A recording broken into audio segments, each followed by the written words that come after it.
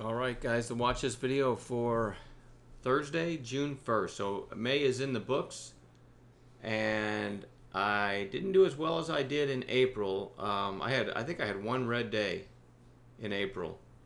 In May, just glancing at my results here, one, two, three. I had 4 red days in May, and that's really not very good for me. I'm not proud of it, but still a very green month. But definitely had a better month in April.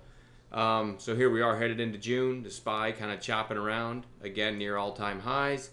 And let's see the watch list I have compiled for tomorrow. Let me get to it here. All right, let's start with SPWH. Still kind of flagging after this big pop, so looking for maybe a push through 6 one of these days. HTZ, nice volume spike today. It was on the watch list coming into today and gapped up, took off, and then put in this big kind of intraday U-shape formation, but closing on nice volume back near the highs. So I still want to watch this one. I kind of like it over today's high, but we'll see. We'll watch it trade and see if we get a long setup. NAT, I had this on bounce watch coming into today because let me get this right here, because it looked like this. I thought it was oversold, and then to go to an intraday, I called it long on a 5-minute buy setup. A lot of times when you get something, let's look at the daily again, when you get something that's got this downside shape, take today's candle out of it, got this downside shape on the daily chart, and then you open up that morning, these are what I call late sellers, right? You already just saw what it looked like on the daily, and then you get this immediate selling out of the gate. I called it on a 5-minute buy setup in chat at 553, worst case stop 546. That's really not too bad, right? Ended up getting up through 6 at one point and closing strong, and it's back on the watch list for tomorrow because we had a nice kind of bottoming candle there. We'll see, right? But we'll see if it's going to follow through on the bounce tomorrow. I want to be watching it again. NBR kind of looks like what I just showed you, NAT. Nice volume and a nice bounce. Going to look for a continuation of that bounce as well. SGMO was on bounce watch today. Put in kind of one of those indecision candles, right? Little spike above or a tail above, tail below. Closing almost where it opened, and kind of hanging out at the 20-day. So no trades in today, but goes back on watch for tomorrow. GLNG, pretty beaten up. It was just over 28 bucks like a week ago, and it's really getting shape and volume to the downside. You can see back here in December did a pretty good job for a couple weeks, maybe even 3 weeks, holding that 23 area. And now it's come down and flushed below that on a pretty short order. So I'm looking for that bounce to continue tomorrow. That goes on bounce watch.